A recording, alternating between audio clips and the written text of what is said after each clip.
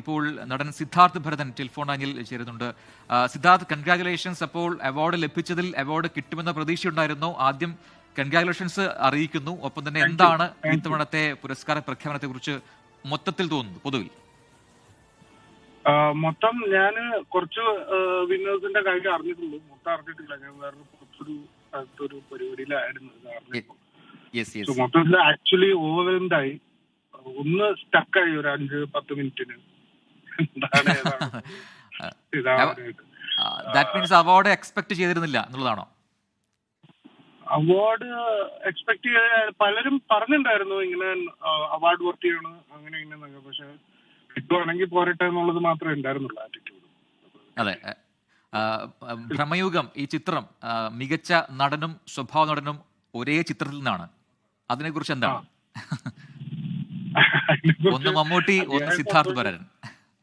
അതെ, അതിയായ സന്തോഷം മമ്മൂട്ടിക്ക് അത് കിട്ടി എന്നുള്ളത്. ബിക്കോസ് പെർഫോമൻസ്, പുള്ളിയുടെ ആ പോർട്രയിലും സാധനമൊക്കെ നമ്മളെ ഇൻസ്പയർ ചെയ്തിട്ടുള്ള, അങ്ങനെയൊക്കെ അത് ഇത്ര ലിമിറ്റ്സ് പുഷ് ചെയ്തിട്ടുള്ള ഒരു പെർഫോമൻസിലേക്ക്.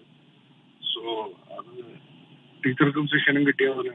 അതെ, മലയാളം ഇതിനു മുമ്പ് കണ്ടിട്ടില്ലാത്തൊരു അപ്രോച്ചായിരുന്നു ഭ്രമയുഗം എന്ന സിനിമ. അപ്പോൾ അത് കൺവേ ചെയ്ത രീതിയും അതിലെ പ്രമേയം ഒക്കെ ആ രീതിയിൽ നമുക്ക് അതിനെ വിലയിരുത്താം. അപ്പോൾ അങ്ങനെ ഒരു സിനിമയുടെ ഭാഗമാകാൻ എങ്ങനെയാണ് സിദ്ധാർത്ഥന് കഴിഞ്ഞത്? എങ്ങനെയായിരുന്നു ആ സിനിമയിലേക്ക് സിദ്ധാർത്ഥ് എത്തിയത്? ഒപ്പം തന്നെ ഈ പറഞ്ഞതുപോലെ മമ്മൂക്കയെ പോലുള്ളൊരു വലിയ ആക്ടർ, ലെജൻഡറി ആക്ടർ അവിടെ സാന്നിധ്യം ഉണ്ടായിരുന്നു. അപ്പോൾ ഈ ഷൂട്ടിംഗ് സമയത്തൊക്കെയുള്ള ഈ കൊടുക്കൽ വാങ്ങലുകൾ അല്ലെങ്കിൽ ടിപ്പുകൾ അതൊക്കെ ഓർത്തെടുക്കാൻ കഴിയുന്നുണ്ടോ സിദ്ധാർത്ഥന്? ഈ ടിപ്പുകൾ അങ്ങനെ സാറേ ഇതിപ്പോ എങ്ങനെയാ ചെയ്യാ അങ്ങനെ ഒരു സംഭവം അല്ല ഉണ്ടായിട്ടുള്ളത്. പക്ഷെ ഒരു സീൻ നമുക്ക് നേരത്തെ അറിയാം. അപ്പൊ പുള്ളി മറ്റേ അർജുൻ അശോകൻ വന്ന് പാണനായിട്ട് പാട്ട് പാടുന്ന ആ രംഗം, ആ സീൻ നമ്മള് എന്തെങ്കിലും ഒക്കെ ഉണ്ട്. അപ്പൊ പുള്ളിയുടെ ഡയലോഗ്സ് ഒക്കെ ഞാനും വായിക്കുന്നുണ്ട്. അപ്പൊ ഇതെങ്ങനെയാണ് ഇതിന്റെ ഒരു അവതരണം വരിക എന്നുള്ളതിന്റെ ഒരു ഇത് പുള്ളിയുടെ നേരിട്ടുള്ള പെർഫോമൻസ് തന്നെയാണ് നമ്മുടെ ഈ കൊടുക്കൽ വാങ്ങൽ.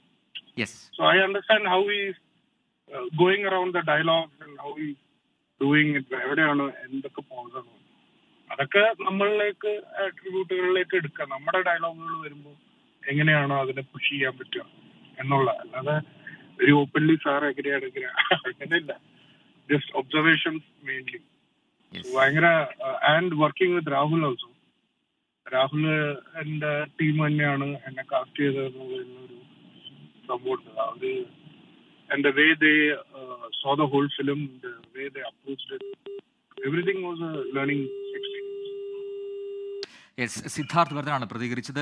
ഭ്രമയുഗം എന്ന ചിത്രത്തിലെ പെർഫോമൻസിനാണ് സ്വഭാവമായിട്ടുള്ള പുരസ്കാരം ഇത്തവണ ലഭിച്ചത്. എക്സ്പെക്ട് ചെയ്തിരുന്നില്ല, റിയാലിറ്റിയിലേക്ക് ഇപ്പോൾ വന്നുകൊണ്ടിരിക്കുന്നേ ഉള്ളൂ എന്ന് സിദ്ധാർത്ഥ് പറയുകയായിരുന്നു. എന്തായാലും ഒരുപാട് പുതിയ സിനിമകൾ സിദ്ധാർത്ഥിന് സംഭവിക്കട്ടെ എന്ന് നമ്മളും ആശംസിക്കുന്നു. ലോകത്തെവിടെയായാലും ഏത് സമയത്തും 24 വാർത്തകളും ഓഗ്മെന്റഡ് റിയാലിറ്റി പാക്കേജുകളും എക്സ്പ്ലെയിനറുകളും വിശദമായി കാണാൻ ഞങ്ങളുടെ യൂട്യൂബ് ചാനൽ നിങ്ങൾക്ക് സബ്സ്ക്രൈബ് ചെയ്യാം.